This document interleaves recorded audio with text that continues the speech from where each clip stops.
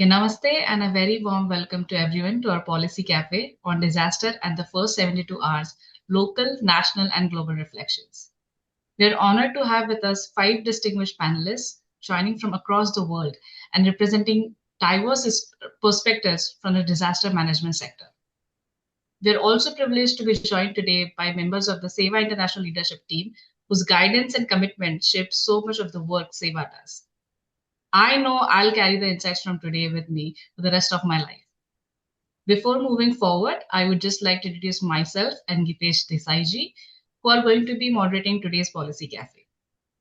My name is Devashri Khadke. I'm an engineer turned policy analyst based in Washington, D.C. I'm a master's in electrical engineering as well as master's in public policy, and I work at the intersection of technology, governance, and international relations. I've been associated with Sewa USA for the past 5 months now. I'm also delighted to introduce Gitesh Desai, former president of Sewa International's Houston chapter and an official spokesperson for Sewa USA. He has played a central role in Sewa's disaster response efforts, leading rescue and relief and mobilizing thousands of volunteers during Hurricane Harvey, the Texas Hill Country floods, and the other disasters. His leadership has been widely recognized, including the Pravasi Bharatiya Samman Award by the President of India and a city proclamation of Gitesh Desai Day in Houston. We are also proud to have with us Shrikantji, a leader who has guided Sewa USA through moments of tremendous responsibility and who has been deeply committed to strengthening our collective service. He is an accomplished Indian American entrepreneur based in Atlanta, who has previously led the Atlanta chapter and played a pivotal role in Seva's COVID-19 relief operations. Today, he serves as the president of Sewa International USA. Please join me in welcoming Shrikant Gundarapuji. Shrikantji, it would be great if you could throw some light on Seva's impactful work. Hey everyone, warm greetings to each one of you, and thank you, Devashriji. It is my absolute privilege and honor to share a few words about Seva International. We are a volunteer led humanitarian nonprofit rooted in the timeless ethos of selfless service, or Seva, as we say it in Sanskrit. With administrative overhead below just 5%, nearly every dollar we receive goes directly to service. Here in the US, Seva was founded in 2003 as part of a global movement that began in India in 1989. Now we are in about 30 countries. In the US, Seva has about 46 chapters and we have about more than 11,000 volunteers. Together, we have touched almost about 9,000 lives. We have built about 130 partnerships and committed nearly more than 100,000 hours of service. Our work ranges from disaster rescue and long term rehab to youth engagement through our leadership development program called LEAD and an Aspire program, that is after school learning program serving the underserved community, and various vital family services we have. I want to take a moment to speak specifically about the disaster management network, which remains one of the Seva's deepest and most urgent commitments. Over the years, Seva has supported more than 2 million disaster survivors across the world, and in 2025 alone, our teams and volunteers stepped forward 9 times in response to crises both here in the US and internationally. For example, in the Los Angeles wildfires in January, to Thailand earthquake in March, and from relief efforts in Kashmir's Poonch district, and to the devastating Texas Hill Country floods in July that each one of us have seen. Our team and our volunteers have shown extraordinary courage and compassion. Across these events, more than 7,000 residents received immediate support, and together we raised over $111,000 for relief. Our teams are often among the first on the ground. This includes rapid distribution of food, water, medical support, and other immediate needs. We also work very closely with communities on longer term recovery needs, from repairing schools and rebuilding community spaces to establishing community kitchens that served over 4,000 hot meals a day for earthquake survivors in Thailand. As we enter this policy cafe Sewa's experience reminds us that disaster response depends on many interconnected strengths: the readiness of the communities, the adaptability of the organizations, the leadership behind the decisions, and the policies that shape how resources flow. I hope that today's dialogue helps us think about how to elevate this entire system so that every part of it can serve people better in their hardest moments. Thank you very much, and I look forward to hearing from each one of you and learn from you. Thank you, Devashriji. Thank you so much, Srikanji, for laying out how Seva responds in movements that test entire systems. What we learn from these experiences is not only about service. It reveals how response heavily relies on people, collaboration, real-time decision making, and resource mobilization, which are also areas we'll be discussing today. To help us reflect on why this dialogue is so timely and essential, I would like to invite someone who ensures Seva's voice is represented in key nonprofit areas and policy spaces across the country. As Vice President of Marketing and Public Relations at Seva USA, Raki Israni leads our strategic engagement with nonprofits, policymakers, and public institutions. Raki is an attorney and entrepreneur based in California and a passionate advocate for civic leadership. She brings deep experience in law, policy, and nonprofit leadership to this conversation. And we are honored to have her set the stage for us. Welcome, Raki Israni. Thank you. Over the past 5 decades, the number of reported disasters globally has grown nearly fivefold. In the United States as well, just over the past few years, the country has experienced an average of 23 disasters annually, each causing over $1 billion in damages. And this is compared with just 9 each year in earlier decades. Thank you all for joining. We are here today because these stats represent a new reality, and we know that they're not just numbers. Behind every data point, are families shaken to an extreme and communities forced to rebuild. In the moments of a disaster, fear mixes with extraordinary courage, and that's where the real work happens. Those field lessons where systems meet human compassion are what make a response truly effective. It's what happens when volunteers mobilize in an instant and when resources, things like money, or supplies, or manpower, move fast enough to beat the clock. This is what this Policy Cafe is designed to surface. We aren't just discussing problems. We are looking for the mechanics of solutions that are all based on lessons that nonprofits gather over and over across different contexts in different countries. Our conversation will focus on 4 interconnected pillars. One is mobilizing people, how we activate volunteer and people resources in moments of crisis. Second is collaboration, how organizations and communities unite when the stakes are the highest. So structures and operation, how internal structures and leadership enable rapid, sustained action. And fourth, resource mobilization and funding. How does fundraising in crises, how are they most effectively done? We'll explore these lessons from across the United States and international contexts, comparing what works, what doesn't, what strategies truly save lives. Welcome again to everyone. I look forward to a very rewarding conversation today with all our wonderful panelists.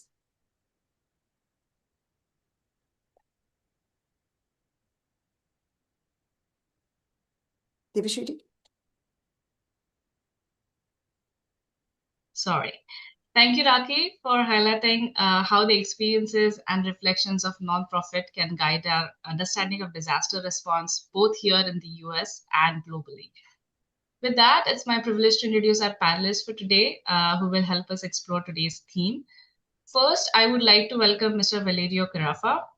Mr. Carafa is an emergency management specialist serving as the emergency operations and logistics officer at ISRAD's global headquarters. With more than 8 years of experience, he has led humanitarian missions, coordinated complex supply chain operations, and supported disaster response across Europe, Africa, and the Caribbean. His work includes deployments for major emergencies such as Cyclone Freddy, the Morocco earthquake, Hurricane Melissa, and Cyclone Ditua. Welcome, Mr. Carafa. Next, I would like to welcome Mr. Juan Crawshaw.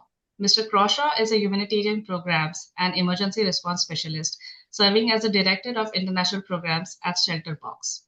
With 17 years of experience, he has led large-scale emergency operations and managed teams across South Sudan, Somalia, Ethiopia, Myanmar, Colombia, and the Democratic Republic of the Congo, overseeing shelter box emergency shelter programs in 13 countries. Welcome, Mr. Croshaw. Allow me to now welcome Mr. Mario Flores. Mr. Flores is the Director of International Field Operations for Housing Disaster Resilience and Recovery at Habitat for Humanity International. He supports Habitat teams implementing resilience and disaster recovery programs and brings over 30 years of experience in humanitarian shelter, housing, WASH, and community development. He also serves as he also serves on international disaster networks and boards, including the Global Network of Civil Society Organizations for Disaster Reduction and the Global Shelter Cluster. Welcome, Mr. Flores. Next, I would like to welcome Mr. Stephen Klein. Mr. Klein is the CEO of Nikama, Jewish Response to Disaster, overseeing field operations, programs, development, and communications while leading volunteer-driven disaster recovery guided by the Jewish value of Tikkun Olam. Previously, he coordinated JFNA's Emergency Committee on Natural Disasters and served in senior roles at the Jewish Federations of North America, focusing on disaster-related programs and public policy. Welcome, Mr. Klein. Lastly, I want to introduce Dr. Cora Nally. Dr. Nally is a humanitarian health systems specialist with more than 20 years of experience leading community-based programs and emergency response operations across Africa, the Caribbean, South Asia, and the Pacific. She has coordinated large-scale medical deployments, supported governments and local partners during major disasters, and led responses to crises, including the Ebola epidemic in Sierra Leone and Hurricane Dorian in the Bahamas. She could not join us today as she had to travel urgently to Jamaica to support the response to Hurricane Melissa. However, she'll be sharing her insight with us after the Policy Cafe and will include her reflections in the event report for all of you. I would now like to invite Giteshji to take over the panel discussions. Over to you, Giteshji. Thank you, Devashriji. And thank you once again to all our panelists for joining us today and for the individual experience and invaluable experience that you all bring to this conversation. We are already heard the incredible breadth of your work. Now we get to learn from the lessons behind that work. Johan, I would love to start with you first. You have managed emergency responses in the field in very different countries and operational contexts. In the first few days of a disaster, what kind of challenges typically arise in making quick, effective decisions on the ground? Johan? Great. Thank you very much. It's a pleasure to be here. Thanks, Gitesh, and thank you for the introductions. Yeah, it really is a pleasure to be here at this Policy Cafe. So I think there are 4 areas to address in terms of the major challenges during the first few days of emergency. I think the first one would be what I would refer to as everything at once. So trying to work out what has happened, where, trying to think about what you may want to do about that as an organization and what you can do. Thinking about the logistics of things, what's possible to come into country, what's already in country, what can you source locally. And then also it's around managing expectations as well. So being a first team on the ground, there's quite often a lot of pressure to say, well, what are you immediately doing about the situation? Come on, it's been 24 hours, 48 hours. What's happening? What are you doing? What have you actually already done? So all of that is a real challenge for those first teams on the ground after disaster. I think also, particularly recently, one major challenge is actually the scale and complexity of disasters around the world at the moment. So when arriving in a place like Jamaica, for example, the destruction is absolutely enormous on a whole nother level. And, there is a real feeling that actually more and more we're seeing much stronger hurricanes, much stronger typhoons, much more severe monsoon rains, much stronger earthquakes, etc., etc. Huge levels of displacement due to record amount of conflict around the world. And so it's about trying to make quick, effective decisions in these kind of new major emergencies where the scale is really something that we have not witnessed before. Another challenge is around access and security. And again, this is kind of a common theme in the sector today in terms of the shrinking of humanitarian space and humanitarian action. So perhaps 10, 15 years ago, you would have had a disaster, agencies would be able to go in to respond, and then they would do their jobs and kind of depart. Now, more and more, actually, access and security is a real consideration in almost all of these environments.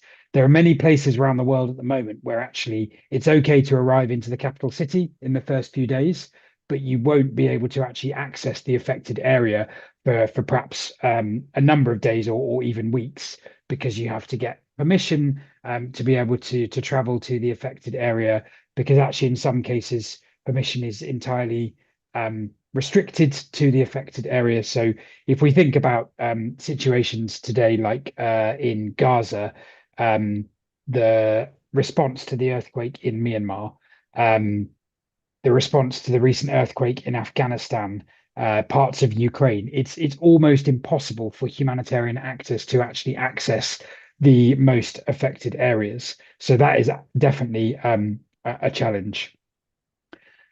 Another challenge would be working out the kind of funding environment. So more and more we're seeing humanitarian funding sort of reducing, and agencies really trying to work out at the same time as coming up with a plan to respond to the disaster, trying to understand where the money is coming from. So, you know, there may be initial seed funding for a response, which is great, but then more and more the plans will be dictated by how much money is actually available, whether that's through a public appeal or through institutional funders, etc. But we all know, unfortunately, that funding space is also shrinking with recent government decisions around the world to reduce funding for humanitarian and international development work, and that is having a massive impact as well. And then the last challenge I would say is around coordination. So thinking around actually, you know, thinking about the 3 Ws, who is doing what where, just understanding and ensuring in the first few days that actually, as much as possible, there's not duplication, that the most vulnerable communities are represented and being thought about in terms of a response, and yeah, making sure that everything is as coordinated as it can be. Thank you. Thank you, Juan, for your response. Very detailed. I appreciate that. Mario, you are next. Shelter is often one of the most urgent needs after a disaster, and it's an area you have worked in extensively. Across the countries where you have responded, where is it so important to focus on immediate shelter in the early recovery phase? And what steps can be taken before a disaster to reduce the impact on people and the built environment, particularly housing? Yeah, thank you very much, Gitesh. Thank you. Greetings on behalf of Habitat for Humanity.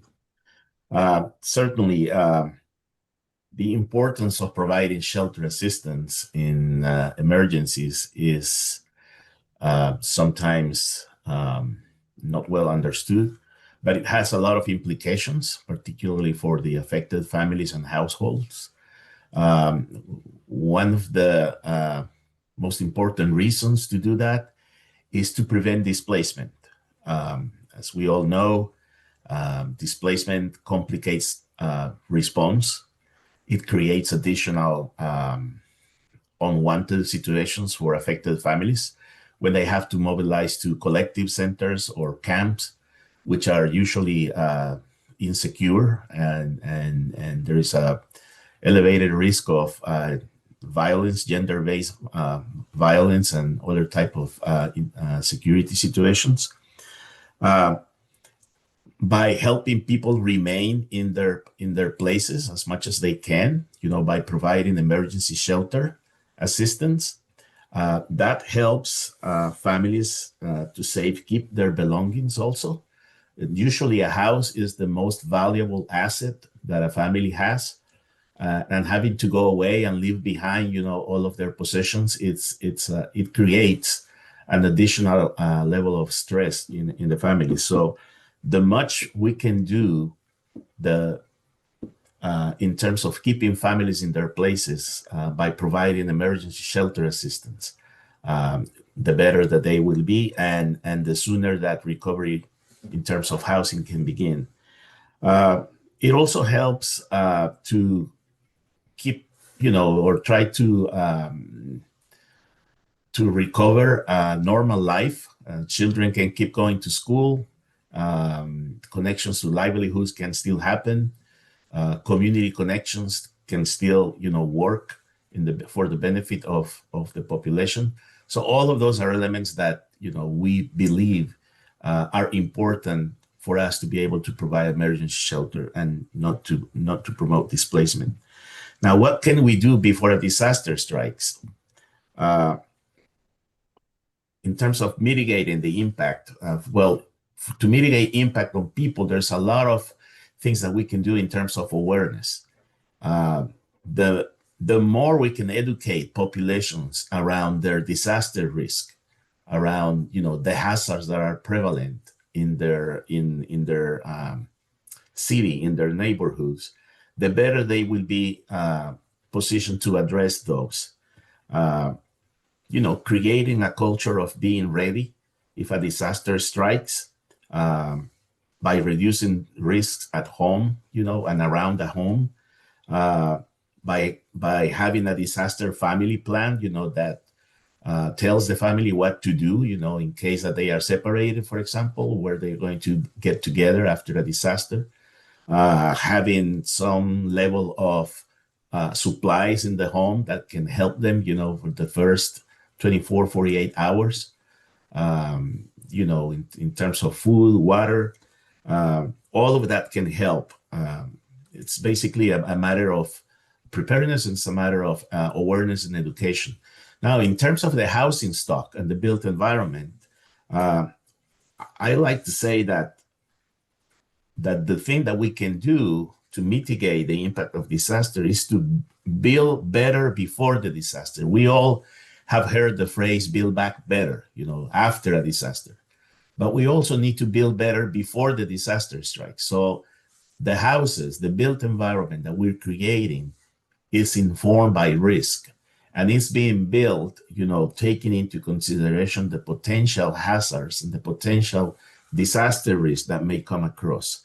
At Habitat, we have this phrase that we call mitigation by design, which means that every house that we build will need to be informed by risk, by the prevalent risk, by the natural hazards that happen in that place, and of course, the quality of the construction that will ensure that that house will be disaster resistant. Thank you. Thank you, Mario. Valerio, question for you now is, you have led emergency logistics across Europe, the Middle East, Africa, and the Caribbean, often under intense time pressure. Drawing from those experiences, what logistical factors have most influenced the speed at which essential supplies actually reach affected communities? Hi. First of all, Valerio. I would like to thank all the team of Sewa International for having us for this such interesting policy cafe, and all the panelists that are intervening. I would like to just, before diving into the supply chain and logistics, to just stress a few factors. First of all, we know that that natural disasters and emergencies are increasing, but are not only increasing in intensity and frequency, but we also need to consider the increasing of the population. So if before a disaster was impacting like a number of people in a city or in a place, now the population is increasing. So you have much more people that are in need after a disaster. And of course, like I support what A1 was mentioning, that when at the beginning of an emergency you are deployed, the expectations are very high. And this is an emergency, it's a disaster. So of course the needs are much more than the capacity to respond, especially from the states that is affected. From a logistics point of view, we need to take into account that 60 to 80% of the cost of an emergency response is supply chain and logistics, because the supply chain and logistics support all the other programs that then are developed on the field. I would like to bring like an example from a mission such as the one in Ukraine. Usually, for me, key factors in supply chain and logistics to be like effective is first of all to deploy like a team that is lean and is flexible, because we will never have an assessment that is complete. It will take like a month. So with the little information you have, you deploy the team and you start rolling. You cannot promise the moon, but if you have a little to support, you start to support, and you start to do it with the knowledge that you have. Then by building this supply chain, you can then increase the response. Another key factor in supply chain and logistics is flexibility and creativity. An example from Ukraine. Many people were, crossing the border with Poland. There was like really everyone, also cargos and so on, was crossing the border with Poland. The southern corridor from Tulcea at the border with Romania was not really used. And we knew that there were lots of exports of trucks coming from Odessa to the port of Constanța to export goods. And during that emergencies, prices, of course, skyrocket.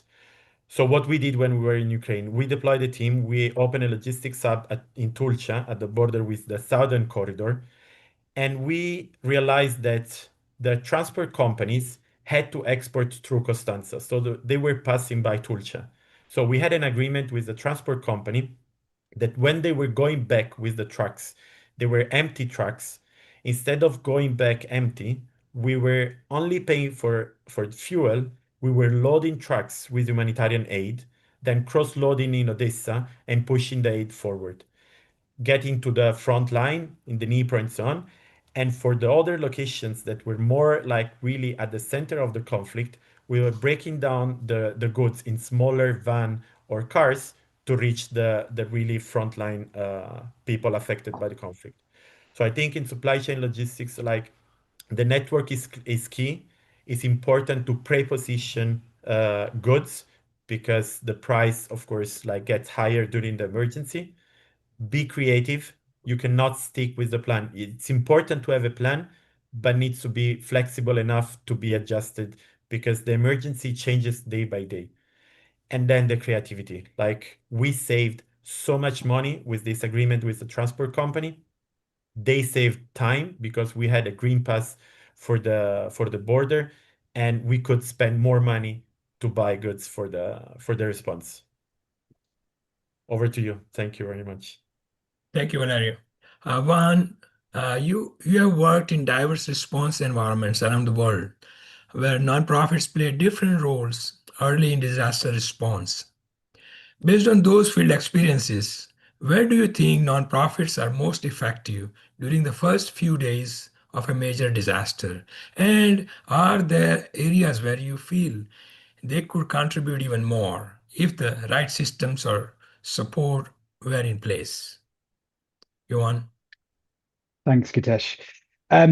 So I think one of the areas where nonprofits are most effective after disaster in the first few days is around rapid assessments.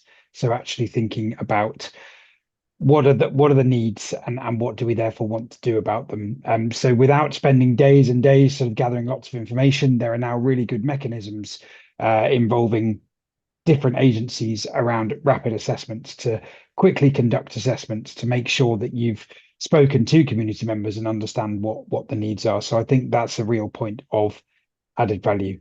The next one is real specialism in emergency relief. In a lot of these places, there is limited other capacity to support the needs of populations. So, specialisms such as nonprofits who focus on particular areas of healthcare or water and sanitation or shelter, like Shelter Box, but also specialism is thinking about how to include gender and protection in terms of some of the thinking and planning behind projects. Non-profits tend to be potentially more nimble and flexible than other organizations. There's less bureaucracy, and also emergency response agencies in particular tend to have sort of less process and procedures, and so that they're able to act quickly and without delay in terms of decision making. So a lot of agencies have specific emergency frameworks that they would then use as their systems and processes to enable quick responses. One area where I think agencies are really effective as well is around coordination and advocacy in particular. So making that connection between affected communities and perhaps donors who want to fund the response, or UN agencies or government departments, etc. And really sort of on the piece of advocating for marginalized groups who so often get forgotten in major responses because the needs are so huge. It's sometimes really important to remind everyone that actually within those communities there are already very vulnerable groups or people that perhaps would need to be considered for assistance first. And I think one area where more work needs to be done around new responses is considering local capacity. So, the whole localization debate and the fact that, we now understand that actually, particularly within the first 48 hours, the majority of aid is provided by local community members, like in some cases, single community members. And then that goes to local civil society, then that goes up the chain. So actually, I think an area where nonprofits can add more value is thinking around, well, actually, how can we prepare local capacity and capability so that when a response is needed, it's already kind of on the ground and embedded within communities, so that actually over time, perhaps international agencies don't necessarily need to sort of arrive in country, and they can manage things remotely and support local partnerships and local civil society more effectively. Thanks. Thank you, Johan. Mario, in your experience across organizations and countries, how do different organizational setups, such as centralized versus decentralized teams, or volunteer-led versus staff-led models, affect the speed and adaptability of disaster response? Are there particular configurations that tend to work best in early stage emergencies? Yeah, that's a great question. I was listening attentively to Ewan as he was discussing the integration of local capacities, with teams that arrive from the outside. At Habitat, that's actually something that happens very frequently because we are a federated organization. So we do have local organizations, local Habitat affiliated entities that have presence in the country. And by the nature of the disaster, they need to be supported by additional external surge capacity. But it's important because by having that local connection, you can actually better understand the context in which the response is going to take place. I would say that regardless of the different organizational setups, what needs to be in place is really organizational readiness. We need organizations to be ready in anticipation, of disaster events. When I say organizational readiness, I'm thinking in terms of contingency planning, because many a times also, even if you have some local presence already in the country, they may be affected themselves. And that happened to us in Haiti after the 2010 earthquake, in which we had a very strong Habitat organization in the country, but their office was completely destroyed during the earthquake. So even though we had the manpower, but we didn't have any of the resources in place. All was lost, computers, vehicles, etc. So we need to have contingency plans, to address different situations. We can have identify clear and anticipatory action that we can take to be prepared. Create redundant systems that can be used. In case one fails, we have another one. And the other reflection is what it has also been mentioned. I think it was Valeria who mentioned that the need for flexibility. That's definitely certainly something that we need to have in mind. Disaster response needs to be flexible, adaptable to the changing circumstances in the post-disaster environment. And I would summarize, it's about understanding the context. Context. It's the context before the disaster that will determine how the response will take place, but it's also the context in the post-disaster, in the immediate aftermath. So we can better understand, how this is going to, how the recovery is going to develop. So coming back to the questions, we do have volunteers that work in disaster environments. Those are trained volunteers. We do not encourage unskilled volunteers to become involved because there is a inherent risk for non-trained people. But it's also about, it's all about having readiness and having this mindset of being prepared and having planning for when the time comes. Thank you. Thanks, Mario. Stephen, question for you. You have worked closely in the United States disaster response with nonprofits that operate through very different models, from volunteer-driven organizations to staff-heavy agencies and hybrid structures. From what you have seen across the United States disasters, which types of organizational setups tend to function most effectively in the American response ecosystem, and why? Thank you so much for inviting me. And we are a little bit different at Hama than the colleagues on this panel. We only work on the disasters within the United States, and we're relatively small. We actually just emerged from 14 months of deployment in Western North Carolina, focused on response and recovery to Hurricane Helene. And I would note that at the beginning of our response, that we received many delegations of volunteers from Sewa coming out of Charlotte and some of the other cities with chapters around them, and that was an incredibly valuable part of the response. I think that when we look at disasters in the United States, it is a little bit, when you know one disaster, you really only know one disaster. What's happening on the ground, the community relationships, the ability of those community partnerships to actually either respond on one hand to the disaster or to really need national support to come in and respond is really imperative.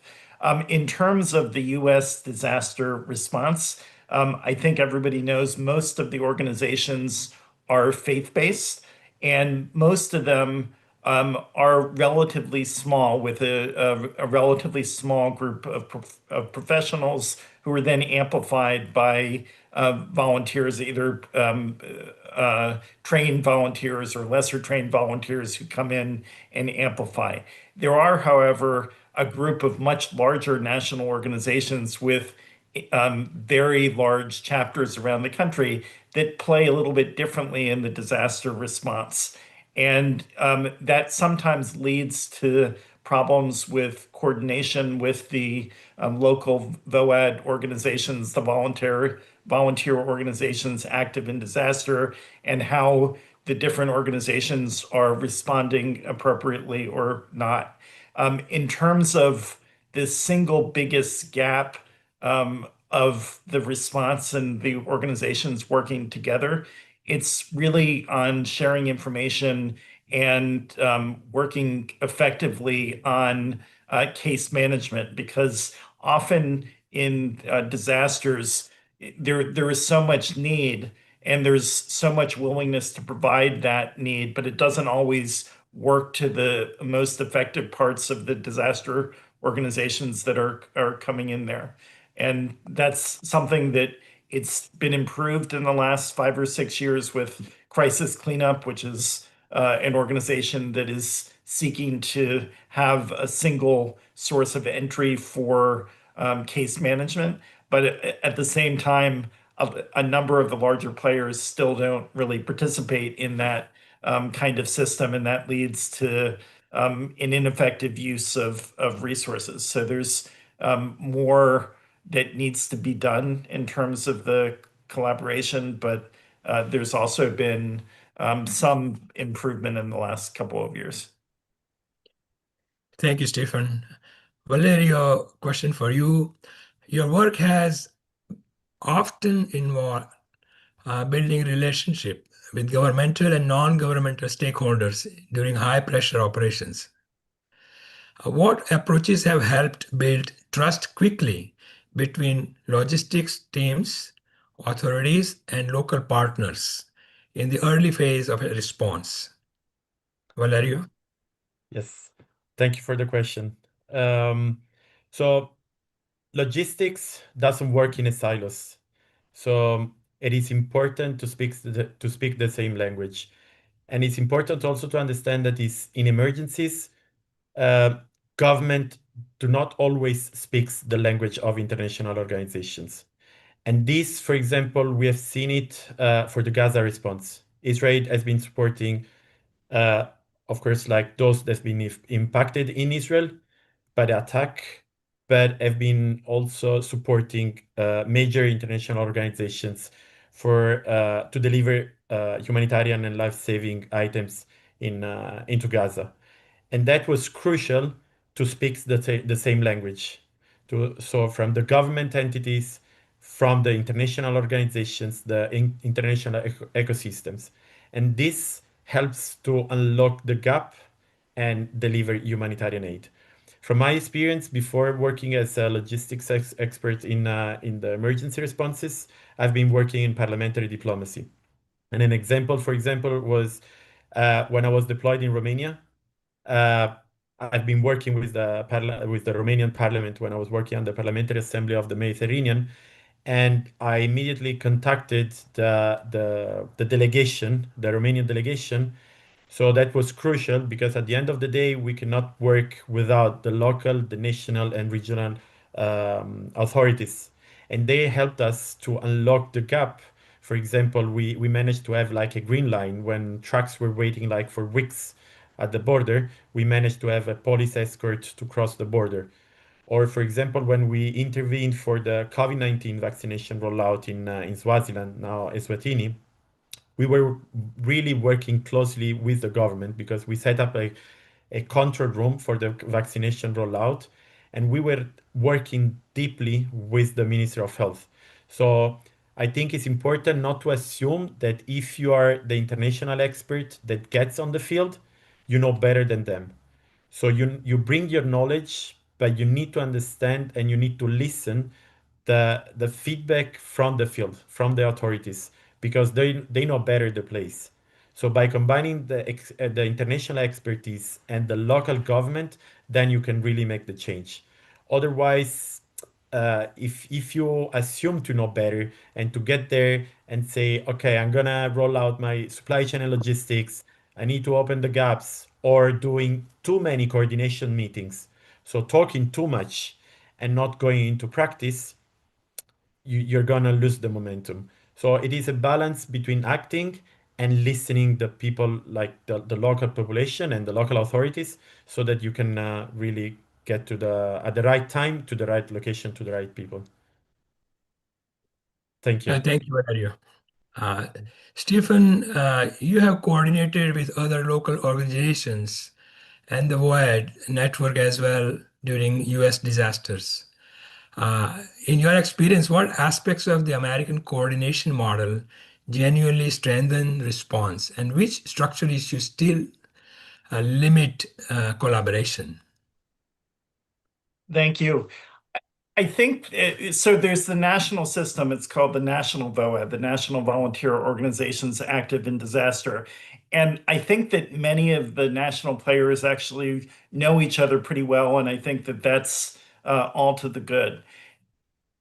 For an individual disaster, though, the main entity is not the national VOAD, but it's the local volunteer organizations, with a whole slew of national organizations coming in and trying to assist in that disaster, with often not knowing the local players that well. So I think one of the things that the VOAD system does work, but to the extent that the national local VOADs could be more in tune with each other, more understanding of each other, more know them well before they come in for a disaster, that would be, I think that would help immensely, because there's so much chaos in the immediate aftermath of the disaster. I mean, some of it takes a while for an external organization to actually get into the community. But even if they're in the community and they don't have these pre-existing partnerships, I think that that's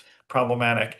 The other thing that I wanted to talk about is, I think that in the States, there's been a tremendous progress made in disaster response in the 19 years or so since Hurricane Katrina. And it obviously has not worked flawlessly, but there really has been a lot of a lot of progress made. And I know that a number of colleague organizations are really concerned with the likely pullout or diminution of FEMA's response at the early stages of disaster, that it's just going to make things much, much more difficult in response and recovery. And at the moment, I'm not sure that we're going to be able to do a ton to blunt that trajectory, but it is going to have a huge impact on the field and on the way that response and recovery is delivered. Thank you, Stephen. Now we're going to have some questions raised from our audience also that I'd like to pose. One of our volunteer has a question. The question is, how do we ensure that vulnerable populations, for example, elderly, differently able or disabled or low-income people, are included in disaster preparedness plans? Any would like to take it? Juan, Mario, floor is open. I Thank can. you. Sorry, Mario. You go first. Go for it. Yeah, I can possibly offer some suggestions. But first of all, make a reflection that the Sendai framework for disaster reduction, which is a collaborative framework that has been signed by most governments around the world,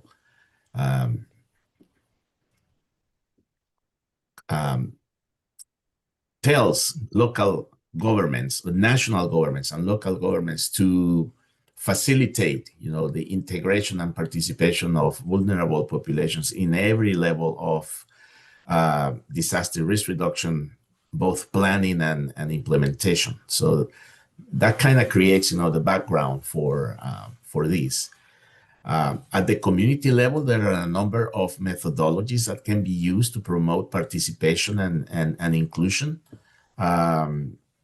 The one that Habitat uses is it's known as the participatory approach for safe shelter and awareness, PASA, as it is widely known in the sector.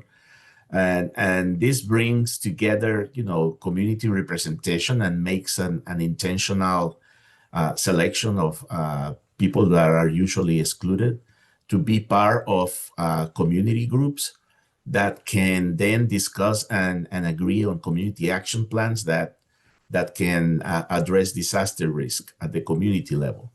So that's a tool that exists, that can be applied at that level.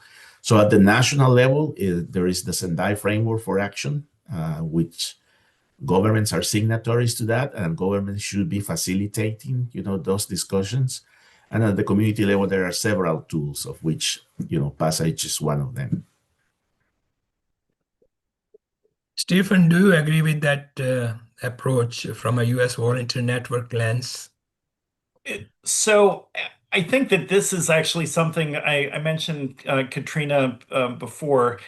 We all remember those stories of particularly seniors perishing at huge rates in that storm. And I think over the next 15 years or so, there was forward movement, particularly with during the Obama administration, when the Administration for Community Living was created, which was bringing together disability and older American services, that there was, at least on the tables of most communities, there was the recognition that you needed to deal in those plans with the vulnerable populations.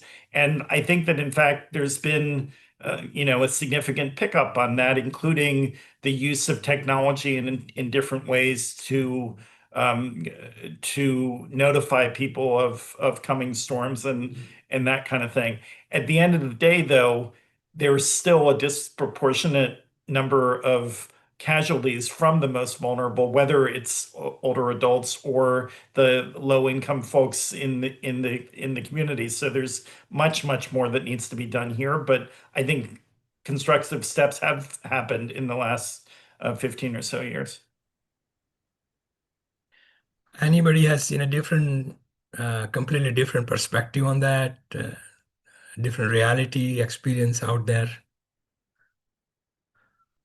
Yuan, would you like to share Yeah, your experience? I think it's just important to obviously with the frameworks that Mario mentioned, etc., to consider this throughout the whole project cycle. So obviously to consider the needs of marginalized or disadvantaged groups in an assessment, but then actually really tailor responses to those community members. So, for example, if access is identified as a challenge for someone in a wheelchair, then when you're looking at a shelter, you would need to understand that that shelter maybe needs to look slightly different than other shelters to allow somebody to access it. So, I think it's just important to understand the needs and then make sure that your programs are tailored towards those specific needs, thinking around kind of preparedness and how to make sure your programs are really inclusive. Thank you very much. Another question is, any examples of innovative tools or technology being used for disaster early warning and planning? Who would like to take that question?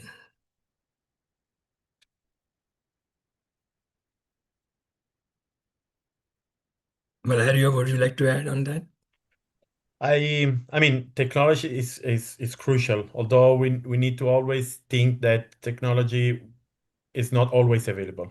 Because if you have like, especially for the response, not for the planning or for the prevention, but there are some emergency contexts where like internet can be shut down and so on. We have the example in as the Hurricane Melissa in Jamaica, for example. Then it was actually the technology that overcome the problems because Elon Musk decided to provide free internet with Starlink in Jamaica, but it's not always the case.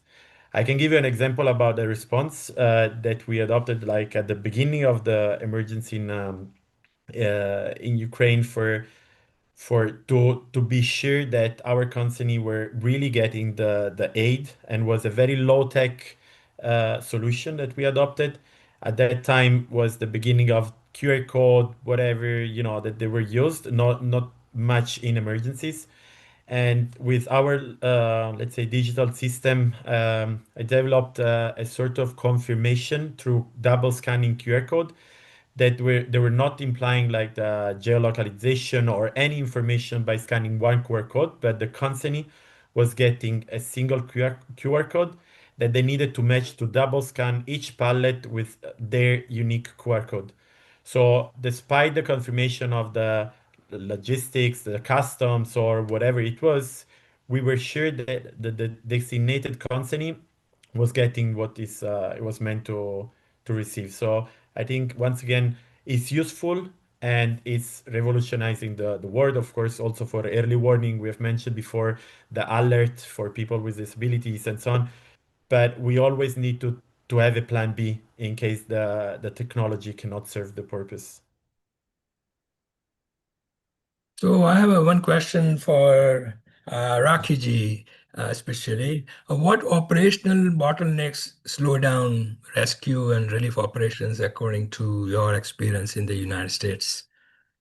So What are the I most think bottleneck issues that you face? actually I think that the discussion today has done a wonderful job of highlighting a lot of those, and it's as as I think you had mentioned earlier, that the idea of creating awareness and preparing people in advance is super crucial. And I'll just give an example. It wasn't here in the United States, but as Valeria mentioned, even in the Russia-Ukraine, when that whole conflict started, that there was so much panic and there was so much uncertainty as to what was going on. At one point, within a few weeks, within 2 weeks of it starting, Sewa had like 300 WhatsApp groups connecting people across the country to let them know where they could go and where they could get help. And that I think has been, and we saw this during COVID as well, that's the one thing is giving people information, creating an awareness of what's there, and doing all of this with this idea of resources shrinking and the expectations being so high. I think that was also mentioned. I think those are the things that are really kind of standing out, and how we address those without really know where the next disaster strikes is a big problem for sure. Thank you to each of you panelists for sharing such valuable perspectives. As we conclude this session, I extend my sincere appreciation for the valuable insights shared by our panelists today. Our discussion has reaffirmed that effective disaster management and recovery rely on coordinated action, informed planning, and strong international cooperation. The perspectives offered here remind us that resilience is built not only through systems and policies, but through sustained collaboration across borders and sectors. I'm confident that the knowledge exchanged today will continue to guide our collective efforts in strengthening preparedness and improving recovery outcomes. Thank you for sharing your wisdom with us. With that, I would now like to invite Rakiji to close today's Policy Cafe. So actually, before we do that, I would love to give all of our panelists a chance to kind of make closing remarks. Anything else that you'd like to possibly add? Ewan, if we'd start with you, in a minute or two, if you want to kind of give any closing reflections on what the discussion was, that would be great. Yeah, thank you very much. And yeah, thanks again for the invite to this Policy Cafe. I think it's been really fascinating. And for me, a reflection is, we all work in different areas, different countries around the world. Some of us work domestically in the US, but I think broadly speaking, the work that we do is very similar. There are very similar challenges, and I think this is a clear indication for me that we can always learn from each other, and quite often you're, particularly in emergency, you're very focused on your particular job that you're trying to do or your organization's mandate. But sometimes it's important to kind of understand that there are many other people trying to do the same thing, and perhaps a conversation here or there, or kind of better coordination with other people is really valuable as well. So yeah, thank you for the opportunity. I've really enjoyed it and learned a lot. Awesome. Valerio?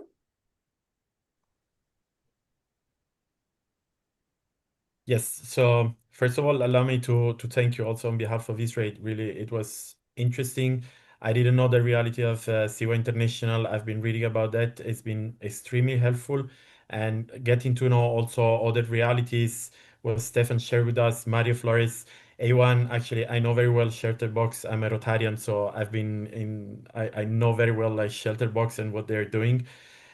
So it's been really enriching, and I hope we can be in touch and develop this discussion, not closing it here, the Policy Cafe, but having like a continuation of this conversation, because I think it's extremely helpful. And as Yuan was saying, at the end of the day, the international community actually is very small. Like the world is big, but at the end of the day, we meet in every emergencies with people with the same people, with the same teams, and so on. So if we really build trust between us and we know each other, then it's more smooth, the response, and we can really like combine rather than overlapping the responses. So really thank you again for having us here. Thanks. Thank you, Valerio. Stefan? Yeah, thank you so much for convening this program and for allowing me to meet such esteemed colleagues. I really appreciate it. And I was thinking of the discussion on the marginalized populations that are so impacted upfront in disasters. One of the things that we've tried to do in some of our long-term rebuilds, where we're really serving those most vulnerable populations, though, is not only to strengthen their homes, maybe with reinforced roofs or windows or whatever, but to also use it as an opportunity to help with aging in place, or with people who are in wheelchairs to better use their houses. So there's sometimes an opportunity to improve in the midst of tragedy as well. But again, thanks so much for convening this. This was a really useful discussion. Thank you, Stefan. Mario? Yes, thank you very much to Sewa for bringing us together. I think there's always room for learning from each other, and looking for collaborations and way to work together. Full disclosure: we have partnered with Shelterbox in the past. We have implemented several projects together, and it's been a great collaboration. Everybody bringing their own strengths to the mix, and I think when we look at the way that disasters are developing, stronger storms, stronger earthquakes, everything that we are confronting in the future, I think we need to be united and look for those synergies between us. And I think collaboration and learning from each other is part of that. So again, thank you to Sewa for convening us together, and it was a real pleasure to be with you. Thank you all. I want to start by, sincerely thanking each of you for the honesty, the lived experience, and the heart you brought into this space today. And it's all been very profound. Listening to all of you, I think there's a clear picture that has started to emerge. We discussed the undeniable tension of our time, that populations are rising while resources are shrinking, and with disaster strikes, the gap between expectations and reality is widening. And to bridge that gap, listening to all of you, I think we've identified 3 critical shifts. And I hope this will be kind of the start of a larger discussion, that preparation over reaction. For all of the challenges that we talked about, it's very difficult to come in and help in those first couple of days. And so it becomes very important that we not wait for the storm to break, that we train local families and local organizations now. And as we heard, local groups are not just help. They are really the first line of defense. They're best positioned to assess local needs and implement solutions immediately. The second is creative logistics.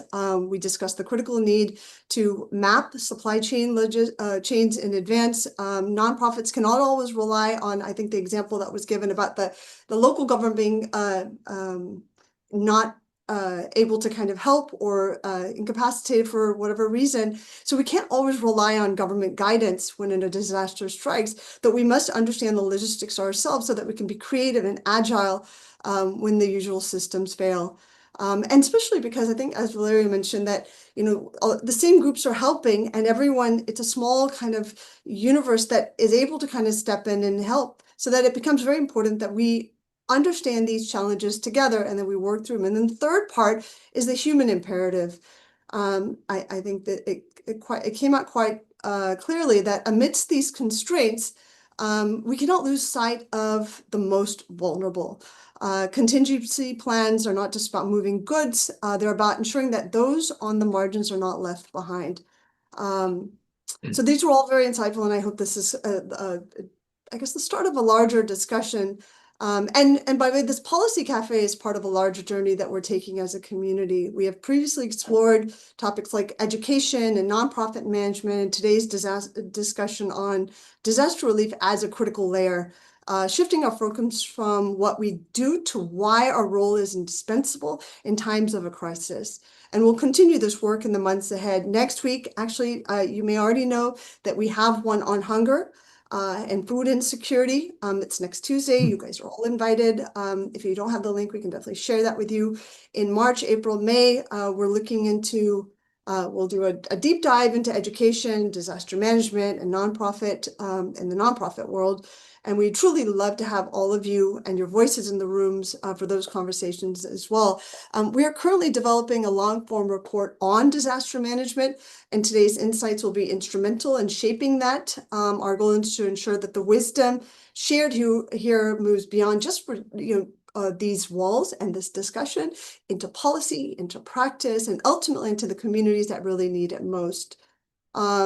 And we'll be sharing the takeaways and the stories soon, and we'll reach out to each of you to confirm quotes or thoughts to ensure that we just capture your thoughts and your ideas accurately. So before anything is shared, we'll definitely reach out to you and share them with you. But thank you all once again for your time and your trust. We look forward to building together a world where communities are not just survivors, but are empowered and resilient when disaster strikes. So thank you all. Thank you. Thank you so much. Thank you. Have a Thank nice you. day. Thanks, everyone. Thank you Good to again. see you. Thank you. Bye-bye. Thank you. Bye now.